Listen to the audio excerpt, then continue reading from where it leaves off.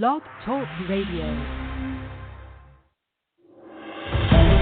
Are you ready for more propaganda? Well, you're in the wrong place at the right time. Colombo Chronicles is for critical thinkers. Let's welcome the consumer advocate for justice.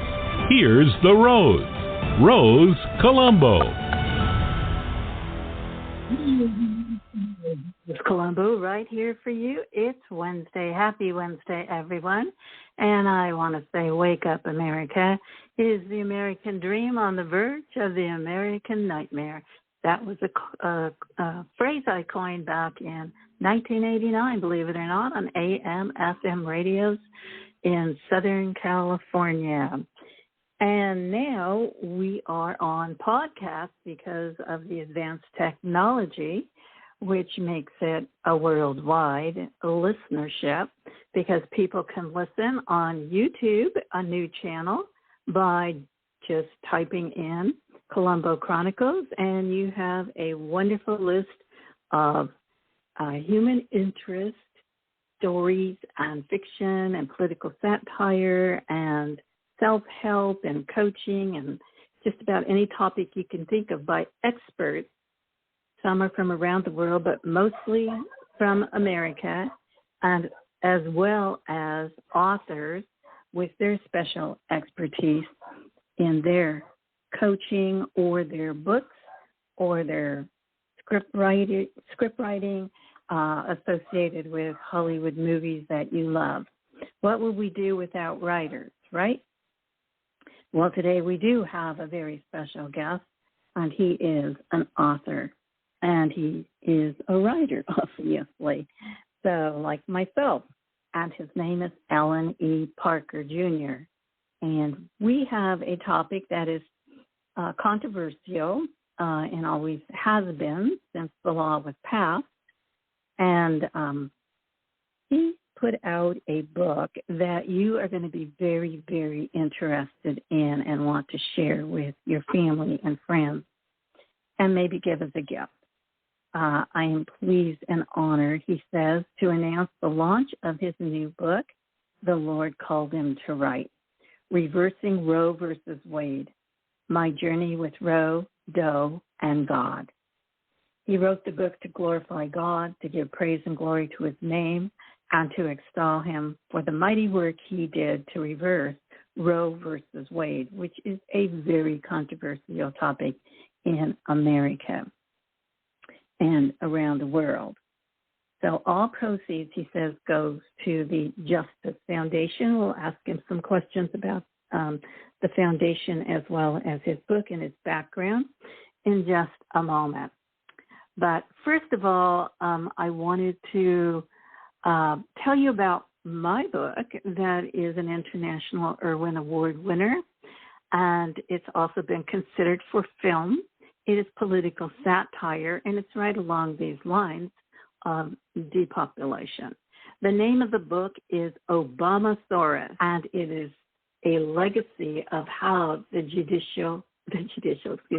Judeo-Christian dinosaur nation was depopulated, or were they made extinct. And that is an adventure story. It is a thriller with an Orwellian twist. And it is also what I say about my book is that it is a message for humanity. It is said to be masterfully crafted by literary agents around the country, and many have inquired about the film rights. So say a little prayer for Obamasaurus and the Rose here, because God can open doors and windows and make things happen when we least expect it by people who love us and care about us in our work, especially writers, because writers, you go to the movies, you watch television, you hear speeches, you read books, you read articles, you go to school, you study books. All of that is accomplished by writers. So let's give a cheer for the writers. And on that note, I'm going to take a little break, And then we're going to come back and we're going to enter into the world of authors and experts.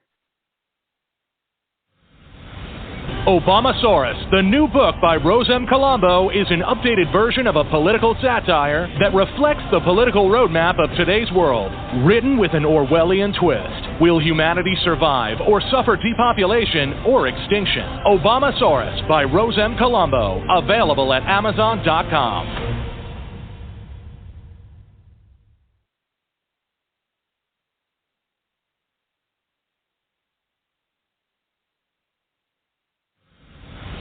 Obamasaurus, the new book by Rose M. Colombo, is an updated version of a political satire that reflects the political roadmap of today's world, written with an Orwellian twist. Will humanity survive or suffer depopulation or extinction? Obamasaurus by Rose M. Colombo, available at Amazon.com.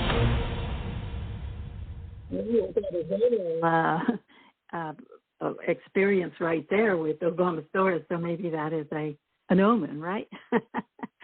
So listen to this, because we are about to enter into the Justice Club on Colombo Chronicles, because I am a longtime advocate for justice, and I've been leading marches, not anymore, but I did lots of marches against injustices, helping victims and consulting with them around the country, and doing writings and newspaper articles. I've been in magazines and newspapers. Maybe you've seen me.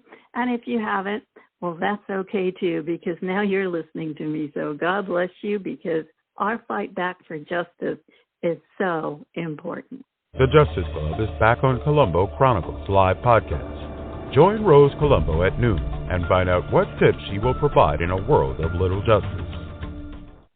Colombo Chronicles Live. Colombo is on their trail. Listen up at Colombo Chronicles Live. Yes, listen up, because now we're going to enter into the world of justice on the Justice Club on Colombo Chronicles. And we're going to be talking, if you missed it, to Allan E. Parker Jr., and we're going to ask him his background so he can explain his wonderful background, actually, and his fight for life. And, of course, personally, I am pro-life, not ashamed to say it, always have been, always will be. So I want to get started because this is exciting to me, being an advocate for justice. So let's just say hello. Hi there, Allan E. Parker Jr. How are you today? Fine. Call me Allan. I'm glad to be on your show, Rose. Thank you for having me with you today. Well, it's my pleasure. It's an exciting topic for me, because I am a pro-lifer. And when I was leading marches, I was driving down the street. I didn't know much about abortion back then in the 90s, because it wasn't really a topic. Anybody really talked about it, and seeing little bits of a protest in the news, but nobody actually explained it to the public of what was actually happening. So I pulled over and I said, well, what are these people protesting? I got to find out, because I was on AM/FM radio at the time. So I stopped, and they were pro-lifers, and they gave me a tape, and they were filling my head with information. And so they were in front of a abortion clinic protesting. And so I went home, and that night I listened to the tape, Allan, and I tell you, it changed my whole outlook on the importance and significance of abortion. So, Allan, tell our audience and myself about your background, because and how you have a passion for this particular topic, reversing Roe versus Wade, my journey with Roe, Doe, and God. Well, thank you very much, Rose. I am a lawyer. I'm a licensed member of the Bar of the United States Supreme Court, which means I can practice before that court. And that's where most of my practice actually occurs as a lawyer. I've written over 20 to 25 briefs at the United States Supreme Court. And in the year 2000, I'm also a former professor of law, and in the year 2000, I began to get the opportunity to represent Norma McCorvey, who was the Roe of Roe v. Wade, and also Sandra Cano, who was the Mary Doe of Doe v. Bolton. And together, Norma and Sandra's two cases together brought abortion on demand through the more famous case called Roe v. Wade, but Doe v. Bolton was a companion to that case, and they were tied together. So in 1973, the U.S. Supreme Court purported to find a right to abortion in the United States Constitution. And I say purported because on June 22nd of 2024, on June 24th of 2022, the United States Supreme Court reversed the 49-year-old precedent of Roe v. Wade and said there, in fact, is not and never has been a right to abortion in the Constitution.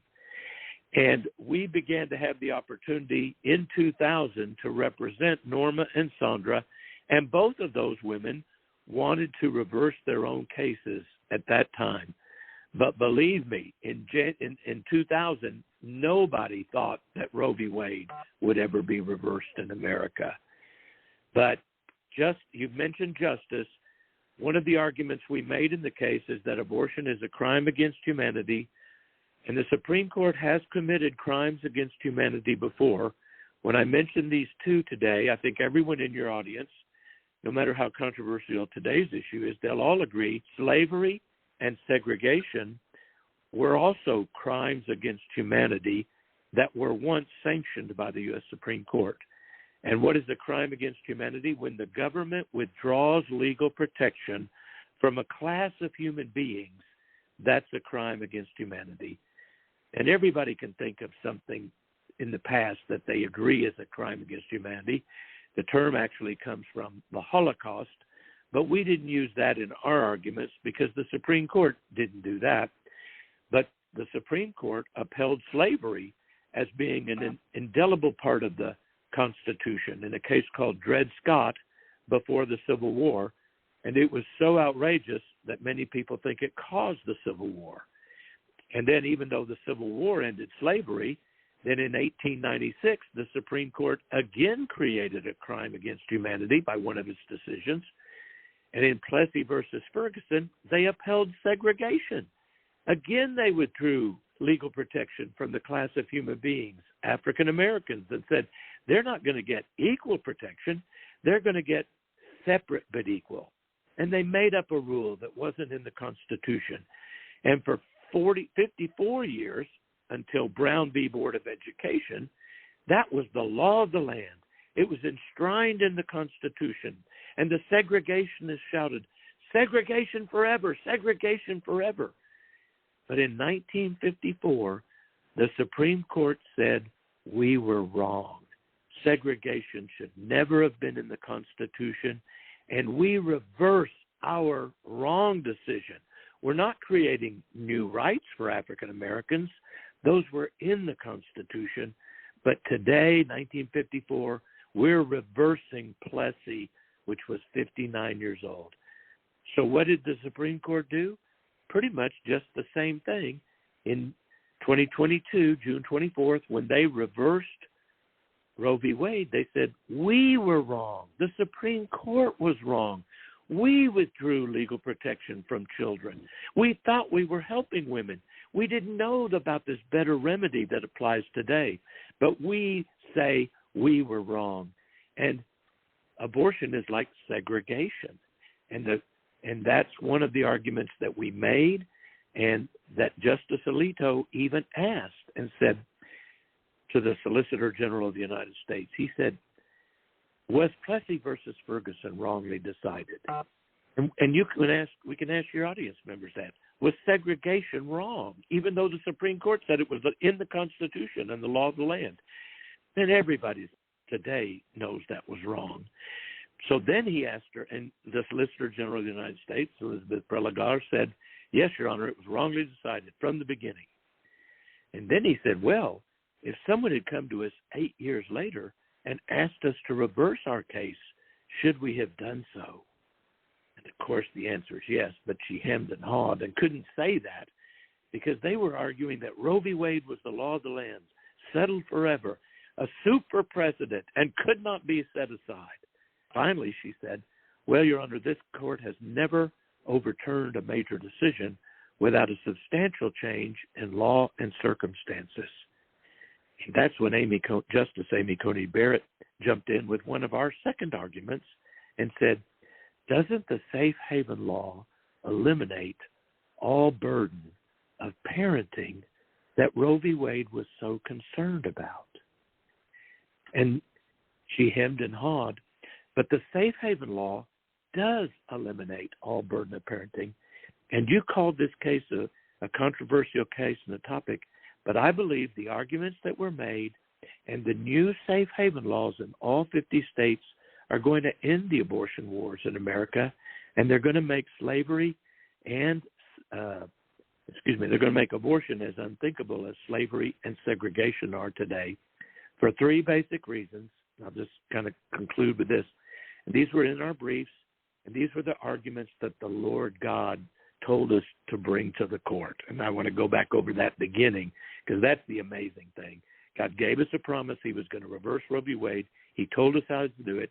He's going to do amazing things, and the book is about the amazing things he did. So let me just get back to the argument that I think will end the abortion wars. Abortion kills a human being. And why do I know that? Thousands and thousands of women who were injured by abortion, who began to feel like murderers. Everything I know about abortion, I'm going to talk on this call with you today, are from the testimonies of women hurt by abortion. We gave the Supreme Court over 4,700 legally admissible testimonies that abortion hurts women because you can't kill your own child without it damaging you. But the third argument helps women, and that is today every state has a safe haven law. California, New York, no matter how liberal pro-abortion they are, they say you can relinquish your child within a certain period of time after birth with no questions asked, no legal procedure, and no cost, unlike abortion, which costs minimum $800 to $1,000. We will take your baby and relieve you of 18 years of parenting obligation. We will take the burden of parenting from you, and then what will we do with those children? We'll give them to the loving homes that are waiting to adopt newborn children in America. So with that, I think one day abortion is going to be illegal and unthinkable, just as much of a thing of the past as slavery and segregation are. We have a better way to help American women today. Well, I think I have a question for you. You may not have ever been asked. I know that abortion in the past was very rare before Roe versus Wade, because I looked it up statistically a couple years ago, and it only allowed for incest, the mother's health, and rape as a decision. And but now it's on demand, whether it's months down the road, whether it's in full-born babies, whether it's at birth, whether it's after birth. The liberals are asking even 28 days after birth. And that, to me, is homicide. And even detectives have stated online that that is homicide. But yet these liberals don't see it as homicide, or not just liberals, whoever doesn't agree, with pro-life. And it's so scary. And so I was wondering, in the case of, you remember Peterson, where he was accused and went to prison and charged with murdering his pregnant wife. I wrote a book in 2010, self-help, called Fight Back Legal Abuse. And I asked the question, how can a man be charged with a double murder if abortionists and the Supreme Court doesn't believe that a baby inside a pregnant woman, probably at any stage today, is illegal or murder, or homicide. So how can a man who, he was set free recently, not so long ago, and his accusation charges were overturned. But at that time, I was concerned because if there's abortion laws that are approved by the Supreme Court in the states at that time, then how in the world could prosecutors charge someone with a double murder if fetuses and babies were non-humans? We ask a very good question. It seems anomalous. It seems like schizophrenic. But we've made an exception. If the baby is unwanted, it can be murdered. If it's wanted by the mother, then it's murder. And Scott Peterson was the gentleman who murdered his pregnant wife. And her body rolled up, and she was dead, and the baby was dead. And that actually led to the passage of a federal law called the Unborn Victims of Violence Act. And it is a federal crime to kill a woman. If you shoot a woman or drown her and she's pregnant with the child, it's a double murder. And in there's 37 states at least that have laws like that, and the federal Unborn Victims of Violence Act. So one of the things that's actually true right now that many people don't know, and that I learned once God called us to collect the testimonies of women hurt by abortion, is that one of the ways abortion hurts women is that sometimes men force women to have an abortion because they don't want the baby. They don't want to be a father. They want a continuous sexual relationship with no children. And so often women are the victim of violence and coerced abortion. And thank God, coerced abortion and violent abortion is illegal in all 50 states. California, New York, no matter how liberal they are, a voluntary abortion is legal, and that allows the death of the child.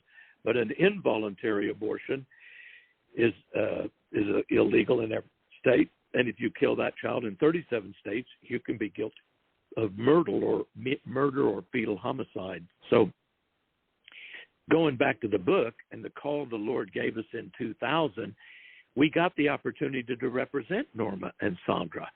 And these two women who had won landmark decisions, they wanted to go back to the Supreme Court and have their cases reversed. That was amazing. That was unusual. It never happened before in American history. And so it kind of just struck me.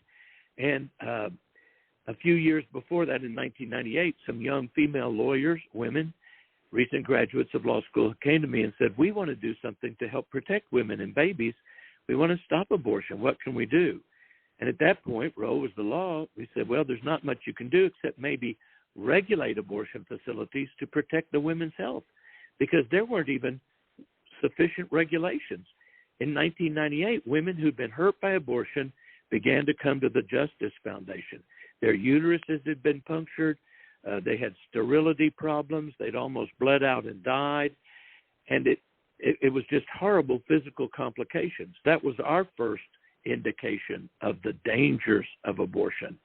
And those continue even today with the chemical abortion pill, which maybe we can talk about later. But chronologically, started a women's self-protection task force because of these two young female lawyers, Kathleen Cassidy Goodman and Anna Torres of San Antonio. And then in 2000, we were called, and Norma and Sandra both wanted to reverse their cases. I went to Washington, D.C. I attended my first March for Life. I met Norma there. I started reading her book called Won by Love.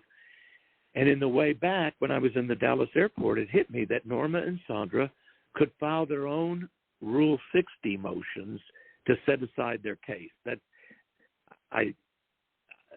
just a procedure that says if the decision is no longer just, it can be set aside, but you have to be a party to the case.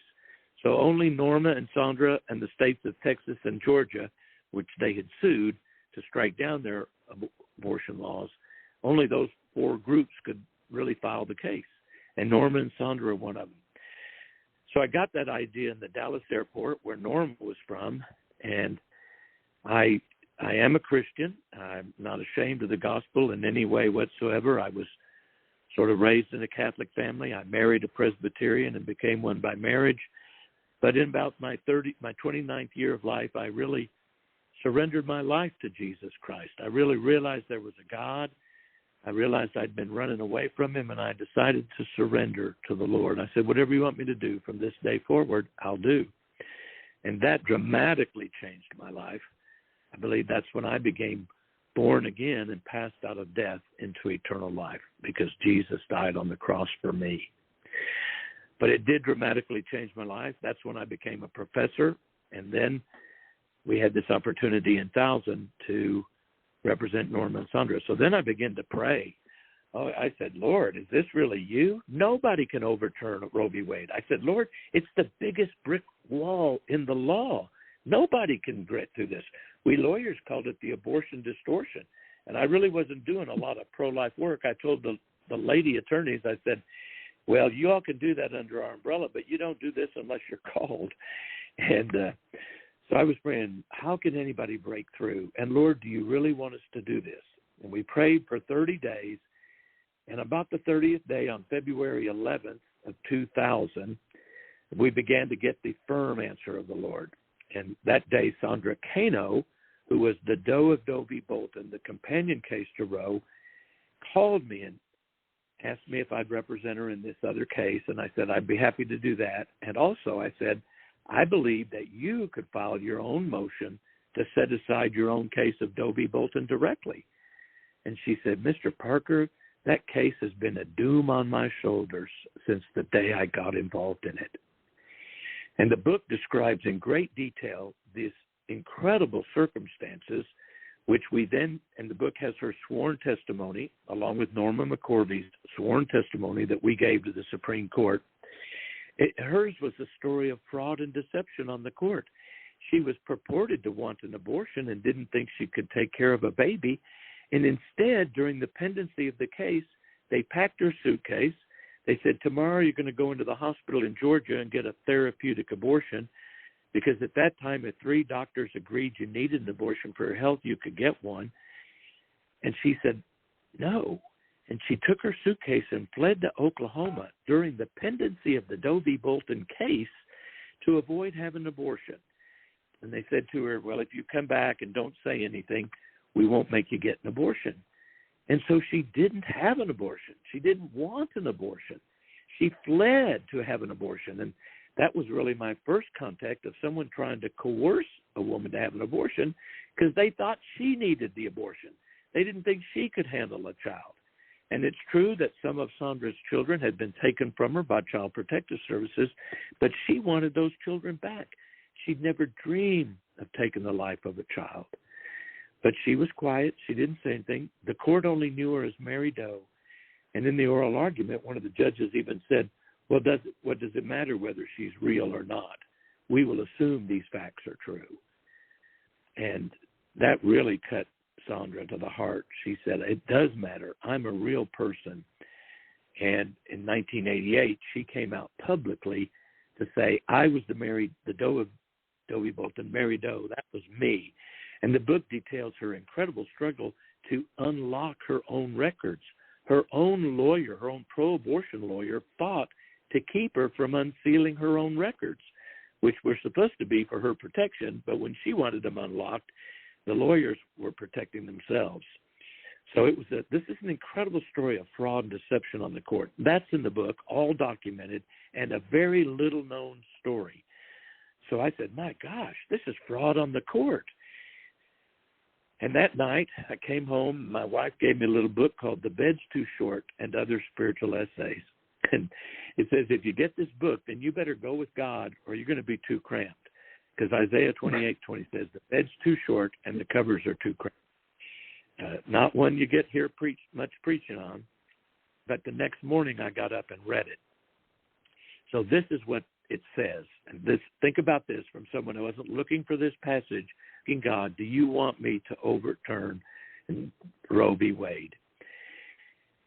Isaiah 28:14-22. Thus says the Lord to the mocking rulers who rule my people in Jerusalem. So God is speaking to rulers. Some translations even say judges. God is speaking to the judges. He says, quote, behold, you've made a covenant with death.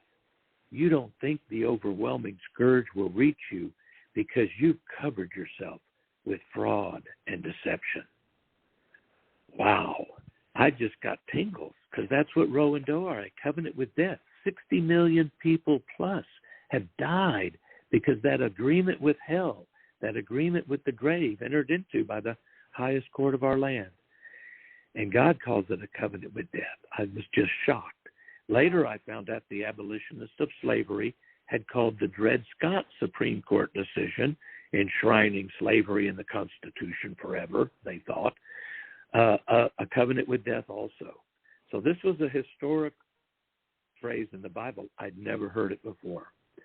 Then God goes on to say, I will make justice the measuring line, and waters will overflow the secret place, and your covenant with death will be annulled. Your agreement with the grave will not stand. And again, I got goosebumps because in Rule 60, which is what I was going to use, it says, if it is no longer just, the judgment will be set aside. So justice is the measuring line.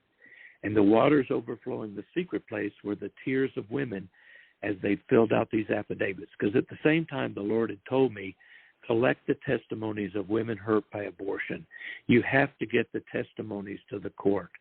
And at that time, the pro-life movement was very focused on the life of the child. You can prove it's a human being, a member of the species Homo sapiens with science. But no one had talked about the women and the damage it caused women. So the Lord told us to do that. And I knew no woman could fill it out without crying. And where is the pain of abortion? Right now it's locked up in the secret places of women's heart. So then it goes on to say in verse 18, for I, the Lord, will rise up as at Mount Perazim. I'll be stirred up as in the valley of Gibeon to do my amazing, unusual, extraordinary task. And I didn't know what Mount Perazim meant, but it was a place where David fought a battle against the Philistine. He named it Baal Perazim, which means the Lord, the master of breakthroughs, because he broke through our enemy like the breaking of many waters. And I had been telling God, nobody can break through the stronghold of abortion. And here he told me in the Bible that one of the names of God is the master of breakthroughs. And in battle, you don't usually have the breaking of waters. But David said he broke through our enemies like the breaking of many waters. And in abortion and childbirth, you have the breaking of the woman's waters before either the birth of the baby or the death of the baby through abortion. So I knew this was a word from the Lord for me. And when he said he's the master of breakthroughs, I said, okay, God, I'm going with you. You can do it. Nobody else can, not smart lawyers, nobody else.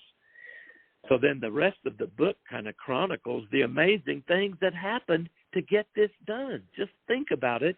Some of them are well known. Quite a bit of them are secret, less known, and I put them in the book. Well, that is so intriguing and educational and empowering for women.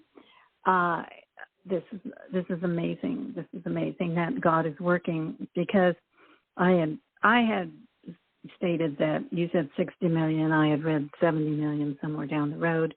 Babies had been aborted in America. So what we're looking at is a depopulation program, because more babies have been killed on abortion tables by abortionists for profit and depopulated as natural-born Americans. And I'm just talking about America right now. Doesn't include the rest of the world. And so, in my opinion, that is part of the depopulation program of natural-born Americans, because you're talking about more people than that who would be with us today to fight back against the injustices that are going on in our country.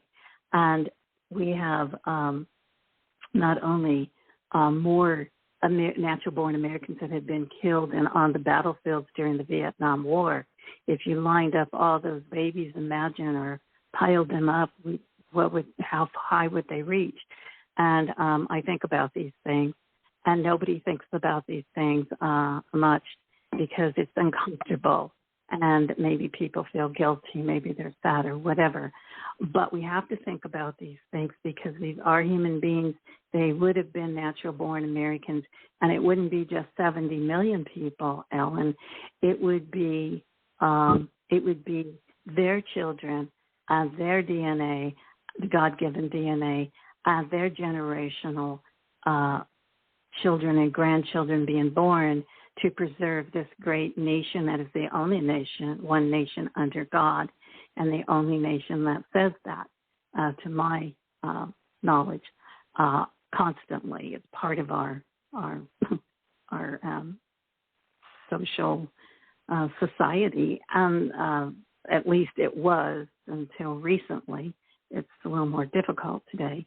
But the other point I wanted to make is that not only is it a depopulation program for profit, they have turned humanity, which are babies as well, into human commodities for human capital and human collateral, because they are also selling the baby part for profit and turned all of this in, which is organ harvesting, into a multi-billion-dollar business.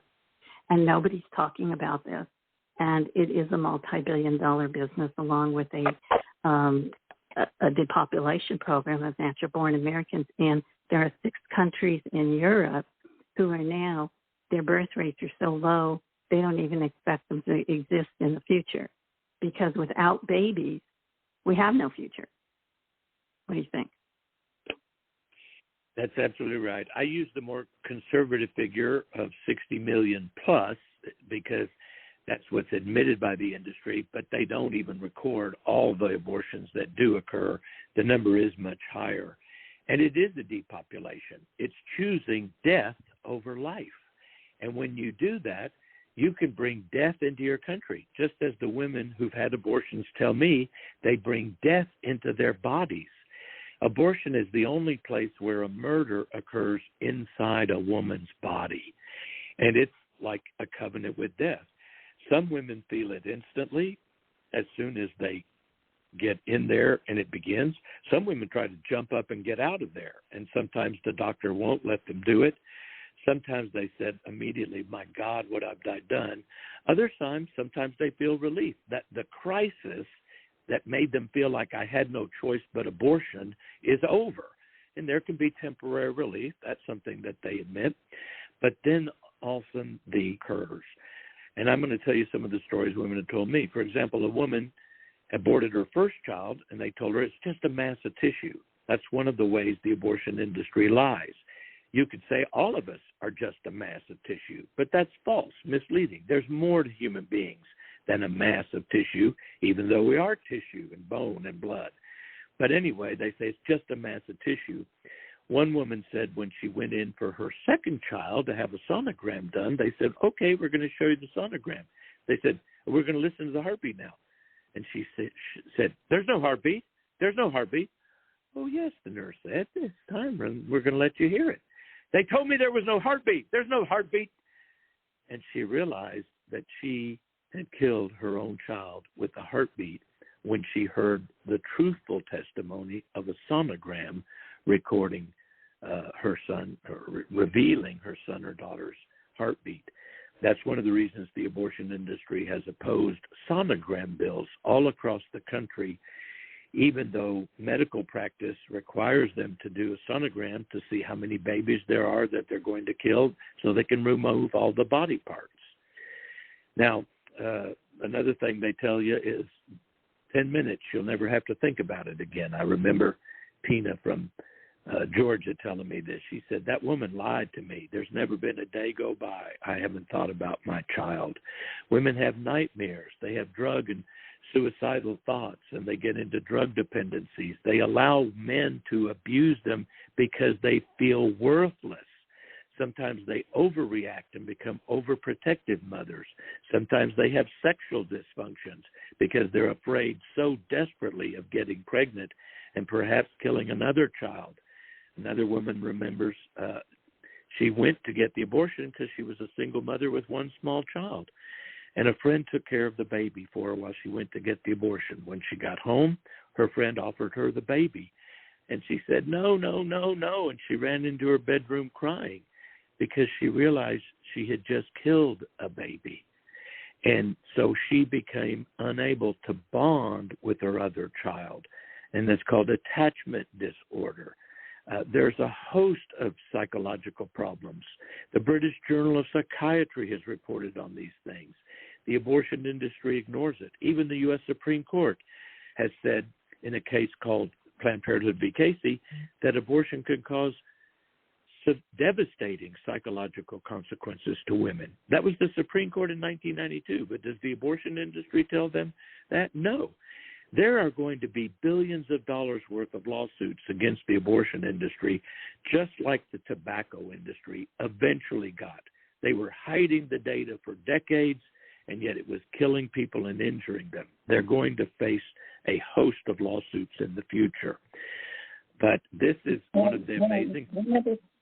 So the other thing I wanted to mention, now that you're talking about responsibility, the family law courts, after Roe versus Wade and then the men's rights organizations popped up and began plotting in the 70s. And by the 90s, they were not protecting, in my opinion, many times. And I also met with Senator DeCamp, who was out here to speak to me about what was happening. They were not protecting the rights of the child. They were taking children away from non-offending parents and putting them in foster homes until the divorce was finalized, or even giving them to custody to abusers.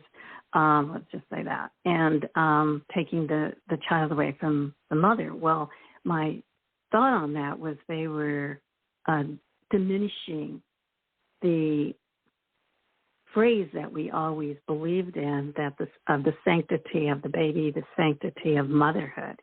And motherhood was being diminished in the court system, maybe not all courts, of course, but it started there, and at least in Southern California. And so this organization that started this attack basically on housewives and being a wife and a mother, having the family unit, the husband working, the wife taking care of the kids and the family and everything that goes into it, and diminishing motherhood, diminishing the life of a baby as being sacred and a creation of God, and just all of it went together. I mean, it was like something we didn't see, most people didn't see, because they weren't involved in the judicial system at the time. Most people believed, like I did until I had firsthand experience, that that justice prevailed, the truth prevailed, that everything was objective, fair. Your attorneys defended you, the judge was objective, it was equal. Just people did not know what was actually happening, how this political agenda that was, in my opinion, totally anti-American, was coming. It's more like socialism, fascism, and communism, all rolled into one, somehow intermixed, and was slowly, consistently, quietly changing motherhood, the sanctity of motherhood, the sanctity of life and the babies, and the need for babies, because without babies, as I said, we cannot preserve our nation. It's impossible. And as more and more illegals illegally enter our country, which is they do not take contraceptives for the most part from these third world countries. They do not get abortions. They have large families. They believe in large families. So this program has also put us in a vulnerable position where maybe in another decade, 2 decades, who knows, we could possibly lose our country to illegals who overdominate and our nation just by overpopulation. So I believe abortion goes much further, and more political than just this issue here, you know. I believe, you know, God puts all this on my heart too. So I just have to say it, whether the left likes it or not. I don't care, because we have to have critical thinking and think about these things, or else everybody's going to be turned into a mindless zombie. Yes. Well, God told the nation of Israel not to sacrifice their children to gods, and abortion is child sacrifice. And one of the penalties for disobeying this law is that foreigners will invade your country.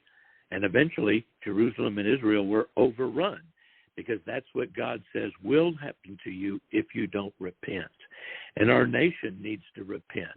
And let me say this to the women who've had abortions who may be taking this. I represent thousands of women. I understand the pressure. I don't come to condemn any woman. And abortion is a sin. It is a grievous act against God, but it's not the unforgivable sin. There is forgiveness and healing through Jesus. One of the chapters of the book is the women talking about their abortions in their own words. This is eloquent, magnificent testimony that everybody listening to this needs to get the book so they have these testimonies, as well as Norma and Sandra Rowe and Doe's testimony, because this will convince people who want to help women. We all want to help women, but that there are some who think abortion's the only answer. But there's also abortion recovery healing programs around the country that the women pretty much had to start for themselves, but which are now recognized by psychiatrists and mental health professionals as well. But at first, everybody ignored the injured women, just like they did in earlier times. But there's healing, there's abortion recovery programs. You can get it on our website, thejusticefoundation.org. You can buy the book there. But you can also give us your testimony, because this work, when the Lord called us to do it, it birthed two new social movements, Operation Outcry, Silent No More, and the Moral Outcry petition to make abortion illegal in all 50 states. And the Operation Outcry is the women giving us their testimonies in legally admissible form. And you mentioned how this stuff that you know now, not many people know. That's the purpose of the book, too, to educate people. It's a fascinating historical study. I mean, think about this. The election of Donald Trump was one of the most amazing things in American history. The hearing from hell that Kavanaugh had to go through. Gorsuch required the nuclear option to get him on the court. Justice Ginsburg died on Rosh Hashanah, a Jewish high holy day that begins the 10 days of repentance leading up to Yom Kippur, the Day of Atonement on the Jewish calendar. The Dobbs case got there before Ginsburg died. It was considered by the case 22 times. No one expected her to die, but she did. And then Amy Coney Barrett danced into the court like a ballerina, though nobody thought the Senate would have enough guts to nominate her and confirm her, or to confirm her just before an election. Senator Mitch McConnell, if you remember when Donald Trump, before Donald Trump was elected, Scalia died under unusual and suspicious circumstances. And yet that death, and there's a backstory on that in the book that's very, very fascinating, that death helped focus the attention of the nation on the election of the Supreme Court, and Donald Trump did some things no Republican candidate would have done. He said, I will appoint 3 judges who will reverse Roe v. Wade. And the rest of them would have said, the standard Republican lie, I will appoint judges who are strict constructionists. Well, a bunch of the strict constructionists think abortion's in the Constitution because the judges said it so.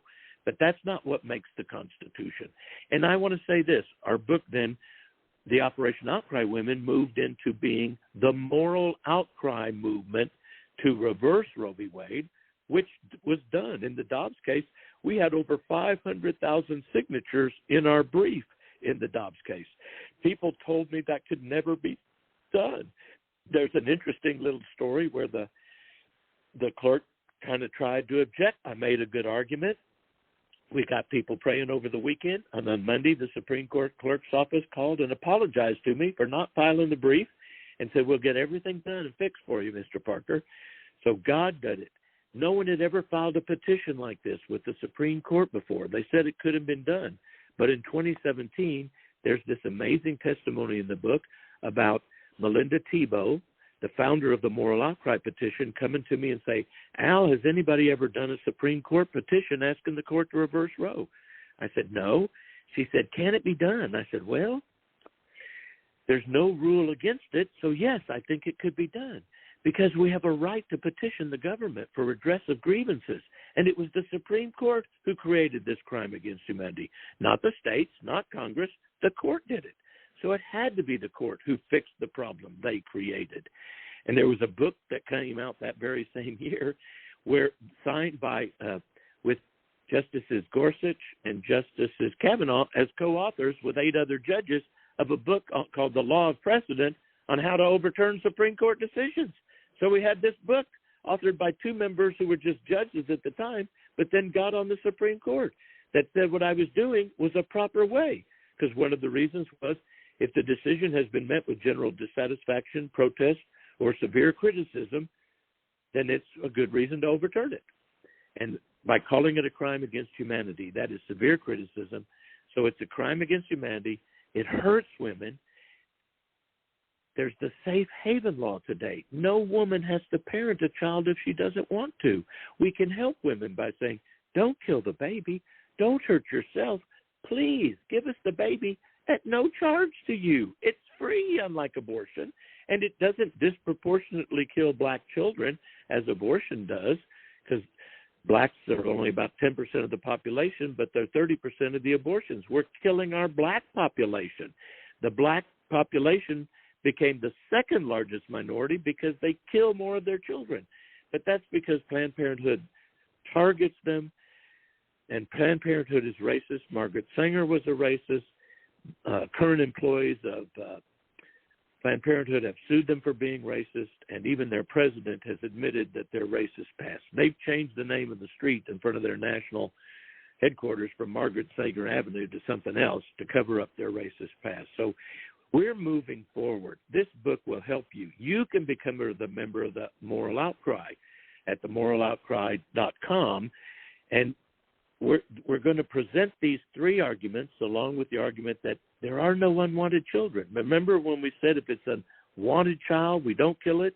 Well, every state, California and New York, say, give us your children. It's 3 days in California. It's like 60 days in Texas. You can go to National Safe Haven Alliance, click on their map, and they'll tell you how many days you have it. But think about it. If you're a woman in America, if you're low income, what are the expenses of pregnancy? I've talked to many, many, many women. Well, it's the medical bills.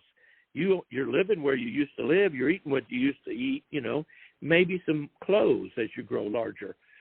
But if you're low income, all 50 states will pay your medical bills through Medicaid. That's just a fact. And then as soon as the baby's born, even if you're from the hospital, you can say, I'm going to safe haven the baby. I'm walking out of it because safe haven's one of the places. And then they'll find the carefully vetted homes that are waiting to adopt a newborn baby. They'll give the baby to another home. It's the love. One of the things I want to mention here is that in the court system, the judicial system, there's many times that the grandparent or the father wants to adopt the baby and wants the mother or partner to go ahead and have the baby and not abort the baby. They want the baby. They want to take custody of the baby, or the grandparents want to adopt the baby. But the courts frown on that, and social services frowns on it. So that's another serious issue, because men have no rights, and neither do the grandparents, and that's their biological grandchild or their biological daughter or son. And so I've never understood how that is even possible, that the father who helped create the baby doesn't have a right to take custody of their own child. It was all a distortion because the courts wanted to help the baby, the mother, not have to care for the baby. Roe talks about the distresses of motherhood like it's a terrible thing, but safe haven protects the man and the woman. Let's talk about the woman first. Some women get abortions because they don't want to have anything to do with the man. Maybe it was a one-night stand. Maybe it was an abusive man, and they don't want it. And they know if they have that baby for 18 years, they'll have a relationship with the father for 18 years. Well, if she safe havens the baby, it's gone. She'd have to go through termination. She doesn't have to do anything. Just safe haven the baby. She's free from the man. From the man's standpoint, he can file his paternity claim, and he's logically the best person to take the baby, as it's the natural father. So he can be the father and adopt the baby, not have any relationship with the woman, but he can be the father of that child. It's actually the perfect solution for both the man and the woman. Right. So, so now that we're coming very close to the end of the show, I want you, and I loved everything you said, and it's very empowering and educational, and I want everyone to get a copy of your book. So now is your time to shine. You can tell us anything you like about the Justice Foundation and about your book and about anywhere they can contact you or the organizations, and also how to buy your book. Well, thank you so much. I'm the author of the book, but the copyright belongs to the Justice Foundation. All the proceeds go to the Justice Foundation. I'm the president of the Justice Foundation, but it is a 501c3 nonprofit charity. We provide all our legal services at no charge to individuals, as we did for Norma and Sandra for many years, as we do for the women hurt by abortions. And we have three major things that we help people with, and you can get your copies of all this on our website. You can buy a copy of the book, which the proceeds go to support the Justice Foundation. So when you buy a book for yourself or a friend, you're not only helping yourself, because it is a fascinating story. It's endorsed by American Family Association and many other groups, and people have said wonderful things about it. I should be reading what they said, but anyway, you'll be supporting. We have a Center Against Forced Abortion. We estimate we're saving 1,000 to 2,000 babies a year by training pregnancy centers and police and counselors how to prevent forced abortion. And you can help prevent it. Like the three most common types are adult parents forcing a minor daughter to have an abortion against her will or some other adult. Number two is the man forcing a woman to abort his child because he doesn't want to be a father.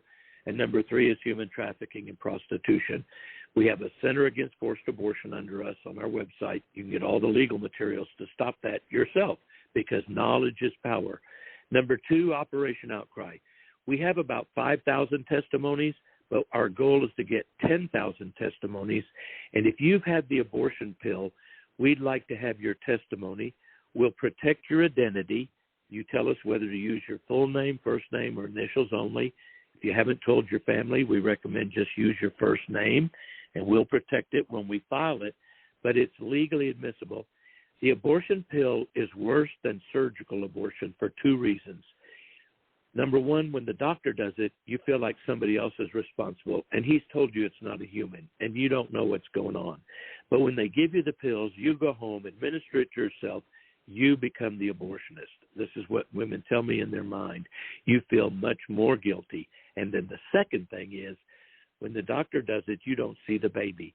But when you take the second pill, the baby is expelled from your womb, usually onto your bed, your couch, the floor of your bathroom, or your toilet, wherever you are. So the murder occurs in your own home. You can have post-traumatic stress just from remembering what happened in your own home now. And I remember the first time a woman called sobbing, "They lied to me, they lied to me. They told me it was not a baby. This is a baby. I can see the arms and the legs. They lied to me. This is a baby. What can I do?" She wanted to know if she could bury her baby in the backyard, and they told her it was just a mass of tissue. So the trauma is far worse. The bleeding can be far worse. These are some of the issues that are talked about in our book. But if you've had a chemical abortion pill, anyone, if you've had an abortion, and this is triggering deep emotions, go to our website, the Justice Foundation, click on Operation Out, go get free abortion recovery so that you can be healed and forgiven and forgive yourself. And then, so CAFA, Operation Outcry, the Moral Outcry Petition, anybody can sign the petition, and then we're going to help all 50 states. Eventually, we're going to work where the battle is hottest, like Ohio this fall, We're helping Ohio and educating Ohioans to vote against an effort to enshrine abortion in the Constitution of Ohio. Why would you want to kill a child, hurt a woman, when you have a safe haven law? Thank you. Thank you so much, Attorney Allan E. Parker, and also the author of this wonderful, wonderful book that you will want to get a copy of and join the fight to save the babies, the natural-born Americans and babies around the world. Reversing Roe versus Wade, My Journey with Roe, Doe, and God. God bless you, and please keep up the good work. Thank you so much for being on Colombo Chronicles. Thank you, Rose. You're welcome.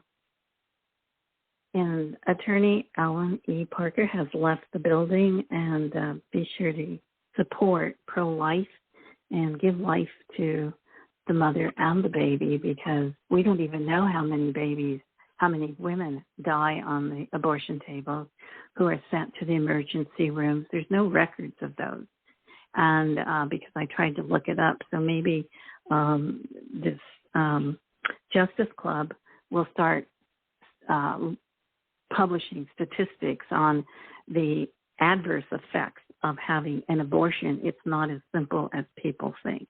Post-traumatic stress disorder, guilt, it could be a lot of different things, bleeding. We just don't know how many females have been sent to the abortion, to the emergency room, and we're just not really specific on how many natural-born Americans have been aborted who are not with us today to fight back and defend our borders and our country and God and our Judeo-Christian foundation and pro-life, because without babies, we do not have a future for our beautiful United States of America, our republic that was once operating by the rule of law, the supreme laws of the land that also demand and the pursuit of happiness. So on that note, I want to remind you that injustices can happen to you and they can happen to me, but together we can make a positive difference. Remember that you are never alone when you tune in to The Rose on Colombo Chronicles and the Justice Club. So God bless you, and get your copy of Obamasaurus, Irwin International Award winner, on Amazon, Barnes & Noble, order it from your bookstore, or Is America Under Martial Law? Is it? And expand your mind, as well as dressing up and dressing down, and how outsourcing and globalism has affected our worldwide and American fashion industry and millions and millions of jobs, and how China has affected the American fashion industry. So expand your mind. Think outside the box. This is food for thought. I've been an advocate for justice for 30 years, and I have interviewed people around the country. I have done extensive research on these topics, and it's information you need to preserve our nation and to protect your children and grandchildren and save America. That's what we're all about here on Colombo Chronicles Live. Well, my friends, time flies. And now is the time to say goodbye. Thanks so much for being part of the Colombo Chronicles family. You are appreciated. Please do it now. Bookmark. Push that like, share, and follow button. Oh, and don't forget to comment below and stay in touch. Make your family part of the Colombo family. Until next Wednesday at noon, remember, God loves you, and so does the Rose.